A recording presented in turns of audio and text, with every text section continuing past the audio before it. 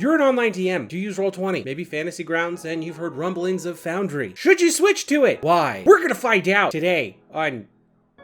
I don't have a name, We're gonna find out today. If you've ever played Dungeons & Dragons online, you've probably used something called a virtual tabletop, or a VTT for short. The most popular of which is Roll20.net. You know it, you love it, you've been there, you've played games on it, you've run games on it. Maybe you're a Fantasy Grounds person. I know there's a few others out there that are not as common or as popular, but today we're gonna be talking about a Foundry. A long time ago, one of my friends and players introduced me to Foundry. It wasn't out yet, it was still in early access, but it was something that was up and coming, and now it has been out for quite some time. But as someone who spent hours and hours specifically working in Roll20, curating a music library, curating maps, figuring out how to do things, what worked, what didn't work, why would I switch over? Why should you switch over? Well, today we're going to talk a little bit about that, and maybe you'll have a reason to or not to.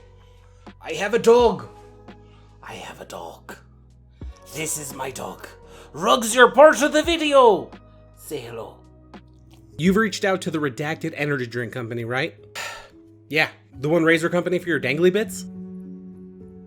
Yeah, even that one game that will sponsor anyone that's just a meme at this point? They don't care, Jack! You got 12 subscribers and a dream, and that's not gonna sell products! That can only mean one thing. You wouldn't. You can't. No. We will. And we can. We're gonna sponsor ourselves. Don't forget to like, subscribe, comment down below, hit that notification bell, and send this to someone who hates your favorite salad dressing. At first, when I started looking at a Foundry, price was my biggest selling point. Foundry is a one-time $50 purchase. If you're a subscriber on Roll20, that's $5, $10 a month that you were spending to get all of the things. I didn't think this was a huge deal. I would run games up to 4 times a month, so it was really just paying for itself in terms of hours spent. I think if you did the math, it would equal out to less than $1 per hour of fun that I was having, and that's not even counting all of the time that I spent putting in actually using the software. And like I said, Foundry's a one-time $50 purchase, which means in about 5 months, I would have already spent as much as a Foundry subscription, so anything after 5 months would have been money saved. I loved this idea. Unfortunately, it wound up being false for me.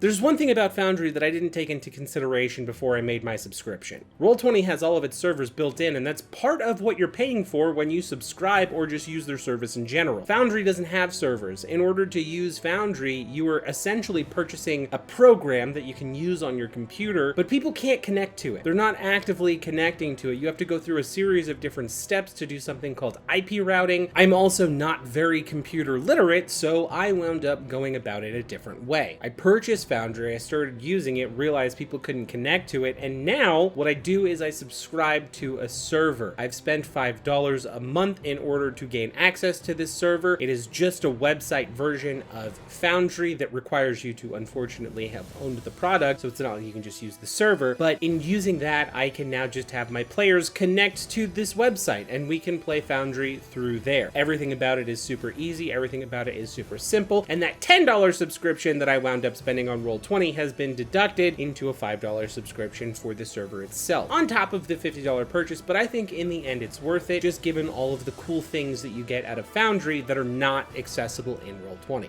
If you do decide to take the IP routing route, there's some latency issues that I've seen when I've played with other people who have used it. As someone who's a little bit frivolous in their spending, I would recommend just taking the extra $5 to get a server as opposed to the IP routing. TLDR, no matter what route you take, in the end you will save money if you were spending the $10 a month on a subscription for Roll20 Pro. Have you ever tried to add modules in Roll20? I had a few of them, and they were like really cool. I had some that would track your health, so if you were taking damage, your token would bleed. If you were being healed, there would be a magical healing effect. There's also a mod that was called It's a Trap! This was such a really cool module. It essentially allowed players to move freely through a dungeon, and if they stepped on a trap, it would activate the trap. It was a very, very cool module, except adding mods on Roll20 is practically knowing how to code. It was a very frustrating experience, and a lot of them I couldn't even get into or wound up ruining my entire Roll20 campaign. I had to make duplicates on top of duplicates just to make sure that I wasn't losing anything that I had done in Roll20 itself. I would like to preface that this all happened a long time ago, and Roll20 could have drastically improved their mod API capabilities since then, so this was another huge selling point for me with Foundry. Literally, it's just searching for whatever module you want, you click add it to your campaign, and then boom, it is done, it is there, and pretty much you just have a slew of settings that you're probably looking at right now that can change how you want the add-on module to work. It's so ridiculously easy. There are checkboxes, there are sliders, you could turn it on, you can turn it off. If one of them doesn't integrate well with your campaign or other mods, you could just turn it on, easy peasy, turn it off, and see what is actually causing you problems. One of the next videos I'll actually be doing are some of the must-have mods for your Foundry campaign, so if I've convinced you to get Foundry, keep an eye out for this next video. Unfortunately, as Foundry gets updated and some of the mods kind of stay behind, sometimes there might be inconsistencies and some problems might arise, but it happens very, very infrequently. The modders of the Foundry community definitely keep on top of and keep everything updated as you're going.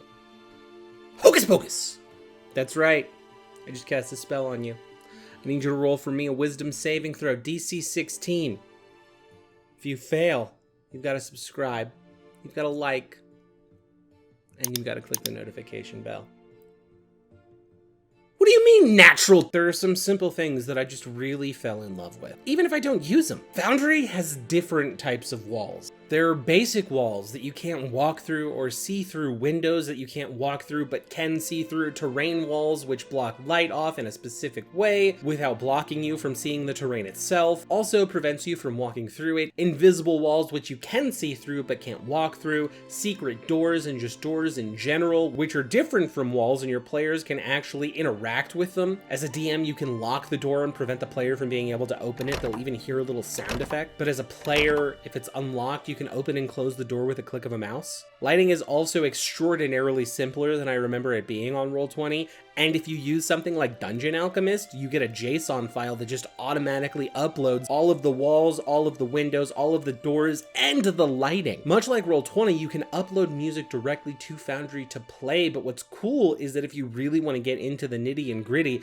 you can upload ambient sounds to specific points on the map, and walls will block the sound. It'll also get louder as you get closer. There's a lot of neat little ways that this works. Honestly, I don't really think much more needs to be said. There's a lot of cool things that exist for Foundry, but for me, the biggest selling points are the mods. As a former Roll20 DM, I highly recommend making the switch. Unfortunately, I don't have experience with Fantasy Grounds, so I don't know what all of the intricate differences are, but Foundry is just such an incredible tool that I would recommend it to any DM over any other VTT. And like I said, only if you can afford it. If Roll20 is your free thing that you use, by all means, there's no shame in doing it. Playing D&D is far more important than what you're playing it on. This is merely just a way to convince people who are financially able to potentially make the switch to what I find to be a superior product. And that's not to say that Roll20 is bad. They are making consistent changes. I saw a recent update on how they've been able to change some of their lighting, and it looks fantastic. Foundry is still better though. If I've convinced you to make the switch, leave a comment, let me know. If I haven't managed to convince you, go ahead and let me know in the comments. Maybe I'll make another video with some additional reasons as to why you should make the switch. As this video is coming to an end, it goes a long way if you remember to subscribe, if you like, ring the notification bell, and don't be afraid to send this to your DM who is hesitant about making the jump to Foundry or maybe hasn't even heard of it before. I guess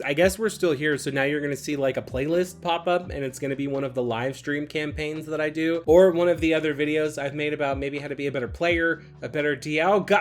Okay, bye!